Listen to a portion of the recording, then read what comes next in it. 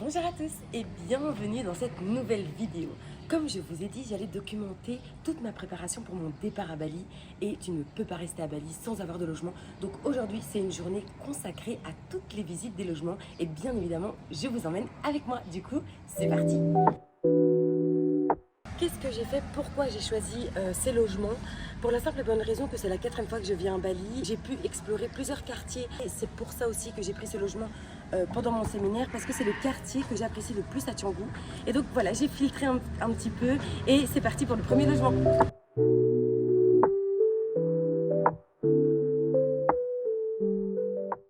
Mais déjà c'est super beau, c'est un quartier calme et puis regardez l'endroit.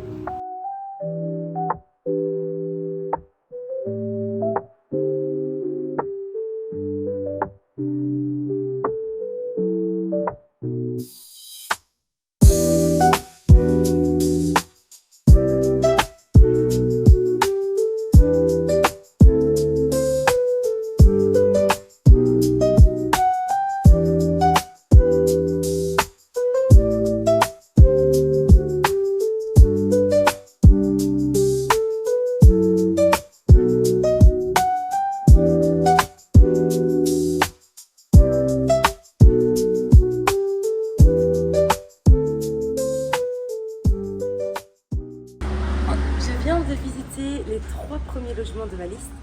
Tous étaient dans la même rue, plus ou moins, à 100 mètres de décalage. Et c'est super chouette parce que j'ai un œil hyper objectif. Donc je sais ce que je veux, je sais ce que je ne veux pas.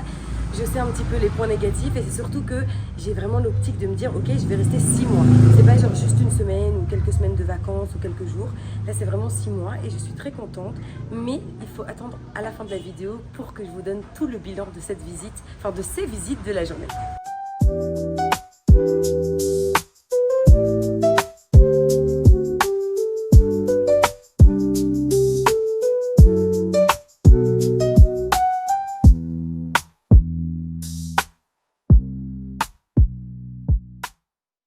Je viens de visiter le 4e logement que j'ai clairement sous-estimé. Alors il y a quelques critères que je prends en compte, c'est l'espace, sachant que ça va être mon espace de travail, mon espace de vie perso. Et ce qui est bien dans ce type de logement, c'est que vous scindez les deux. Il y a un espace de vie perso, un espace professionnel. Et surtout qu'à Bali, on peut louer des aménagements comme un bureau, un micro, des ordinateurs, etc. Donc ça à prendre en compte. Donc il faut vraiment essayer de s'imaginer en 3D dans ta tête et te dire ok, tu vas rester 6 mois là-bas, etc. Enfin bref, voilà, allez c'est parti, on continue.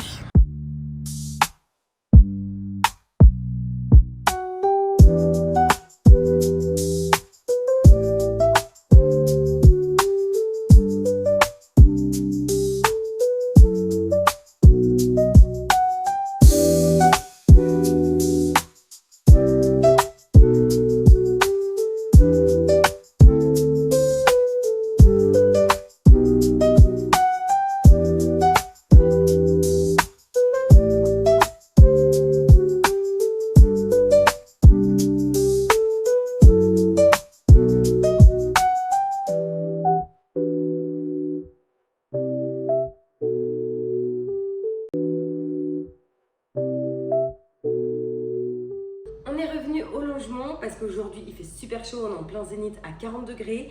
Là je vous ai montré tous les logements sur Canggu, dans le quartier plus ou moins que j'aime. Alors il y a du positif, il y a du négatif, mais restez jusqu'à la fin de cette vidéo pour connaître mon bilan et potentiellement peut-être que je vais choisir un des logements aujourd'hui.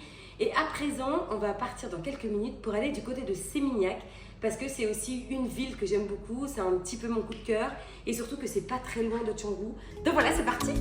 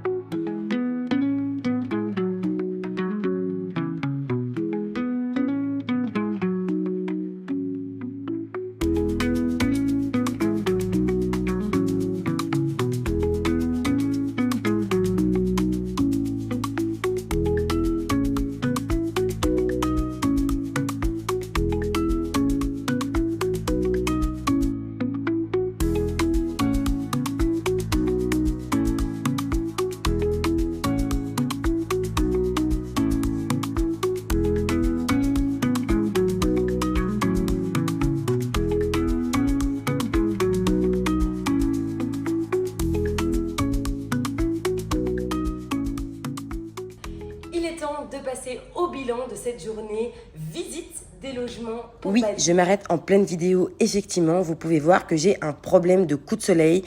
Madame a décidé de mettre un t-shirt sous 40 degrés. Voilà les conséquences. Je vous laisse avec ce cliché. Merci de ne pas me juger. Qu'est-ce que vous avez pensé de cette journée? Parce que moi, j'ai l'impression que ça a été déjà une journée productive, un peu fatigante sur la fin, j'avoue, mais très concluante parce que j'ai trouvé le logement quand je vais venir ici pour 6 mois. Et d'ailleurs, n'oubliez pas de me dire en commentaire quel logement vous pensez que j'ai pris. Ça peut être hyper intéressant d'avoir votre point de vue. À présent, je vais vous expliquer quels étaient nos critères, les avantages, les inconvénients et une petite fourchette de prix, histoire que si toi aussi tu souhaites venir à Bali t'installer, tu as une idée de quelle tranche de prix il y a. Et dites-moi en commentaire quel logement tu aurais pris toi pour vivre 6 mois à Bali. La première des choses à savoir, qu'est-ce qu'on recherchait à travers ces logements pendant 6 mois. Donc il y a bien évidemment, on cherchait un espace de travail, mais aussi un espace personnel pour distinguer les deux. On cherchait à avoir de la concentration, un environnement sain, sécurisé et entre guillemets calme. Car il faut savoir qu'à Bali, il y a beaucoup de construction et ça, c'est réellement à prendre en compte dans ta recherche de logement. Donc ça, c'était plus ou moins nos critères, ce qu'on le voulait de base. Et bien évidemment, il faut toujours s'adapter parce que tout ne peut pas être parfait et il y a des avantages et des inconvénients partout. Alors pour ne pas vous embrayer l'esprit avec les noms des logements, etc., je les ai numérotés de 1 à 9. Le premier logement se trouvait à Canggu. C'était une forme de petit loft qu'on visitait pour justement avoir une distinction de l'espace de travail et l'espace personnel. Il y avait une piscine commune, il n'y avait pas beaucoup de chambres, donc pas beaucoup de passages. Ça, c'est super chouette. Quand on est rentré dans le loft, alors il y a eu une humidité, je ne peux pas vous expliquer, je ne peux pas vous faire ressentir à travers la vidéo, mais vous sentez très fort quand ils utilisent des matériaux qui attirent l'humidité ou qui gardent l'humidité. Donc voilà, ça c'était le premier hic. Et le deuxième hic, c'était une salle de bain inexistante. Ça veut dire qu'elle faisait à peine 1 mètre carré. Et pour 6 mois, c'est un problème, tu as envie de déposer tes petits soins. Et nous les filles, avec notre skincare, on a besoin d'espace. Comme c'était mon premier logement que je visitais, c'était mon premier critère de comparaison. Plus tôt dans la vidéo, je vous avais dit que je cherchais un quartier de Canggu spécifique, donc là où je suis actuellement, parce que j'aime beaucoup, etc. Et ça, c'était l'avantage de ce logement, c'est qu'il était vraiment dans ce quartier spécifique. Le deuxième logement se trouvait à quelques pas du premier. Alors ce n'était plus un loft, mais plutôt une guest house toute nouvelle d'il y a à peine 4 mois. Donc ça c'est idéal parce que du coup c'est tout nouveau, c'est très propre, c'est clean. Généralement ils font très attention la première année, la deuxième année, etc. Donc ça c'est super bien. Les chambres étaient assez spacieuses. La salle de bain était hyper correcte, il y avait de la place, tu pouvais vraiment t'y installer. Alors maintenant, le seul problème, c'est que voilà, c'est qu'une chambre avec un petit bureau. Donc, il n'y a pas la distinction de l'espace de travail et l'espace personnel. Donc ça a été un petit peu un problème. Et puis, je ne suis pas toute seule. Et j'estime qu'en guest house, c'est super chouette quand vous êtes tout seul. Vous avez assez d'espace, vous avez assez de rangement, etc. Mais à deux, j'ai très vite peur qu'on se marche dessus en fait. Et l'anecdote est assez chouette parce qu'au moment où je visite ce logement, je rencontre le propriétaire qui en fait son oncle avait une autre guest house juste en face et donc on a fini par visiter aussi la guest house qui n'avait malheureusement pas de piscine, qui était beaucoup plus petite et on sentait vraiment qu'il manquait un petit peu de rafraîchissement. La salle de bain était encore plus petite, donc là on s'est dit bon ok voilà, on a fait la visite, c'est super intéressant de savoir aussi la gamme de prix qu'il y a vis-à-vis des guest house, donc il y a une différence entre les lofts et les guest house. Mais voilà, on savait très bien en sortant de là que ça n'allait pas être celui-là. Mais ça a été une bonne expérience avant tout et un contact en plus dans le téléphone. Et ce qui est fou pour le 4e logement, c'est pour ça que je vous dis, à partir du moment où vous avez vraiment un objectif, vous avez un œil différent. Et on roulait simplement en scooter et je me dis tiens, il y a noté co-living, rooftop, room, coworking. Je me dis oh ok, on s'arrête, on va le visiter. On a été le visiter, etc. Et en plus de ça, on avait soif parce qu'il faisait 40 degrés aujourd'hui. Alors je vous dis pas, j'avais super chaud. Et on arrive, on demande à visiter. Alors voilà, c'était très très bas de gamme. Je l'avoue, c'était pas du tout. Il n'y avait aucun critère en fait qui correspondait à ce que je souhaitais. Mais voilà, c'était sympa parce que vous aviez un coworking, un rooftop, un petit restaurant, etc. Mais c'était pas plus que ça. En fait, je ne me projetais tout simplement pas. Mais voilà, je veux que vous sachiez aussi que ça existe, ce type de logement à Bali. Pour le 5e logement, j'avoue que je l'avais vu sur les réseaux sociaux. Et j'avais mon coup de cœur avant même de le visiter. Donc avant même de rechercher tous les autres logements, je me disais, celui-là, je le mettais déjà une étoile sans avoir même été. On va le visiter, etc. C'est juste sublime. L'infrastructure, l'idée, l'architecture, le design est vraiment très très beau, c'est très lumineux. On se sent vraiment dans une petite bulle en fait. On ne se dit pas que autour de nous on est à Bali et qu'il y a plein de monde, etc. Mais voilà, c'est super chouette à l'extérieur. Quand on est rentré à l'intérieur, c'était aussi très bien. C'était beau, il y avait une belle petite décoration, etc. C'était épuré, mais c'était pas fonctionnel. Ça veut dire que c'était très petit, il n'y avait qu'une armoire pour ranger, parce que ça aussi, ça fait partie de notre critère. On arrive avec toute notre vie, donc c'est évident que je cherche un logement fonctionnel pour que je puisse m'installer et déposer toutes mes affaires. Avant de passer à la suite, n'hésitez pas à venir me parler sur les réseaux sociaux ou poser un commentaire si vous êtes intéressé par un des logements et que je vous en parle plus, que je vous donne le numéro du propriétaire parce que ça me ferait énormément plaisir de vous aider. Comme vous le savez, j'ai beaucoup aimé la structure et le design d'un loft. Donc pour ce faire, pour le logement suivant, j'ai contacté un établissement, un complexe de plusieurs lofts. On est toujours à Canggu. Alors j'ai clairement sous-estimé ce logement. En photo, il paraissait beaucoup plus petit que quand on l'a visité. C'était très chouette, c'était très lumineux, c'était aussi des nouvelles constructions, etc. Donc ça, c'est vraiment un plus, hein, qu'on se le dise. C'est tout frais, tu te sens comme si tu l'avais acheté, quoi. Le seul problème, c'est qu'il faut maintenant que je vous parle financièrement. Quand tu pars comme ça, autant de temps à l'étranger, tu dois pouvoir gérer tes finances et que les logements rentrent dans ton critère de finances, etc. Et là, le seul problème, c'est que c'était pas fixe.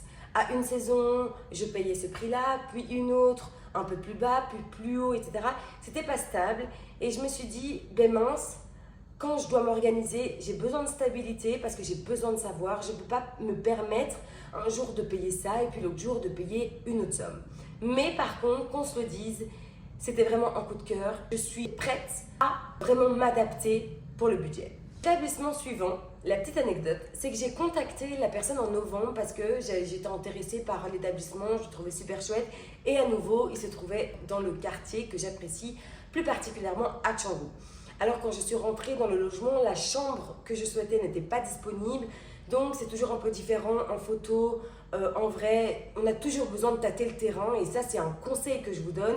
Si vous avez besoin de louer un logement, allez sur place, prenez la peine d'aller sur place et de le voir parce que c'est toujours mieux. Donc on nous a fait visiter une autre chambre et à vrai dire, j'avoue que la chambre était assez spacieuse, c'était pas lumineux du tout, c'était très très sombre. C'était en fait sûrement que l'établissement était mal positionné. Et puis voilà, ça reste un guest house, ça reste une chambre où je ne peux pas distinguer mon espace professionnel et mon espace personnel. Et là, il y en a peut-être certains qui vont se dire, mais pourquoi elle veut se distinguer dans son logement, son espace personnel et professionnel, sachant qu'à Bali, il y a des coworking partout. Tu peux prendre ton ordinateur partout en allant boire un café, etc. La raison pour laquelle je veux distinguer ces deux choses-là, c'est que j'ai envie de m'investir sur les réseaux sociaux, sur YouTube, etc. J'ai envie de créer du contenu et donc créer du contenu m'amène à avoir un espace à moi où je ne dérange personne d'autre que vous, en vrai. Du coup, voilà la raison pour laquelle j'ai besoin de distinguer ces deux espaces. Pour les deux derniers logements, on va se trouver à Seminyak. Alors oui, je sais qu'au début de la vidéo, je disais que je voulais être dans le quartier spécifique à Canggu. Oui, mais dans la vie, il faut savoir s'adapter parce qu'il y a des fois des opportunités qui arrivent et qu'elles ne sont pas là pour rien. L'établissement dont je vais vous parler, c'est tout un concept de co-living, coworking. Il y a des chambres, il y a un coworking, etc. Il y a tout un concept qui est super chouette pour les personnes qui veulent vraiment s'investir dans leur projet. Donc ça, j'ai trouvé l'idée géniale. Et on nous a fait visiter un loft. J'ai été très surprise. C'était un loft très lumineux. C'était fonctionnel. Quand je parle de fonctionnalité, je parle qu'il y avait plein de rangements. Donc, je me suis vue instinctivement. En fait, instinctivement, je me suis projetée. Je me suis dit, ok, là, je vais mettre ça là. Ça, je vais mettre ça là. Ça, je vais mettre ça là. Et ça, c'est super chouette. Et l'avantage, c'est qu'en fait, en haut, ils ont fait un espace de travail. En plus du coworking, tu peux avoir accès, etc. Il y a une piscine, il y a une salle de sport. Ça aussi, c'est à prendre en compte. Pour le dernier logement, il se trouvait dans la même rue que le précédent d'ailleurs. C'était très étonnant. Et c'est aussi ce même principe de guest house avec un petit espace de coworking, restaurant. Et alors, j'ai eu l'anecdote folle. ok, on rentre dans le logement et tout, en soi c'était très sympathique, c'était un petit peu chaleureux. Et il se fait qu'il y a 2 ans, sans le savoir, j'avais été manger à ce restaurant. Donc je me dis, ah c'est fou, c'est peut-être une coïncidence, l'univers va me dire quelque chose. Bref, et donc je rentre dans la chambre. Mais en fait, c'est un désastre. Hein. Les photos en fait sont très belles. En fait, les photos sont faites au moment où c'est tout neuf. Et puis quand on y rentre, ben, c'est fade en fait. Il n'y a pas de vie. Et je sors du logement et je vois un cafard. Alors non, je ne suis pas une petite mijaurée, parce que je vis en Australie, j'ai vu bien pire. Juste, j'estime que quand tu as un rendez-vous pour vendre, entre guillemets, pour donner envie à la personne de louer, ben, tu nettoies un petit peu, quoi. Parce que voilà, les insectes, c'est pas ce qui me pose problème. Je suis à Bali, je suis consciente, c'est la jungle partout. Mais voilà, un petit peu de cleaning, quoi. Ça fait pas de mal. On est à la fin de cette vidéo. Et oui, je sais que je vous avais dit que j'allais vous dire le logement, etc. Mais pour ça, tu dois t'abonner parce que la semaine prochaine, je te dirai quel logement j'ai choisi pour mes 6 mois à Bali. I'm so excited en fait. Je suis trop contente. Pourquoi? Parce que j'ai toujours gardé mon œil objectif. Mes critères rentraient en compte. C'était vraiment incroyable. Et en fait, ça a été une évidence. Quand je suis rentrée dans ce logement, c'était vraiment une évidence. Je me suis dit, bah oui, en fait, pourquoi j'y ai pas pensé plus tôt? Ça, c'est un petit peu le résumé des logements. Alors, je sais que ça peut être un peu brouillon, etc. parce qu'il y a beaucoup d'informations. Et n'hésitez pas à me dire si toi aussi, si tu cherches un logement à Bali, je me ferai un réel plaisir de vous aider. Donc, n'hésitez pas à me contacter sur mes réseaux sociaux que je mets juste ici, t'abonner, commenter pour me donner ton avis sur les logements, lequel tu aurais choisi, mais surtout lequel tu penses que je vais choisir. Et n'hésitez pas à partager cette vidéo si ça vous a plu. Et on se dit du coup à la semaine prochaine. À bientôt!